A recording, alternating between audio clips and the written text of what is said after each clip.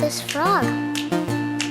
It's a very tiny frog, but it's also very special. You can only find it in the jungle, so far away from here. But if you find it, and if you touch it, your world can change forever.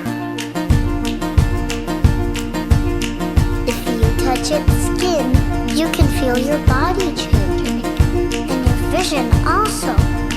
Blue becomes red, and red becomes blue, and your mommy suddenly becomes your daddy, and everything looks like a giant cupcake.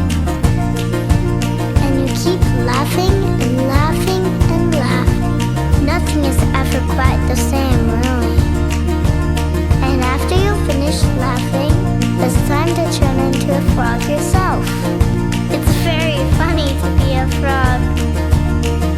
You can dive into the water and cross the rivers and the ocean.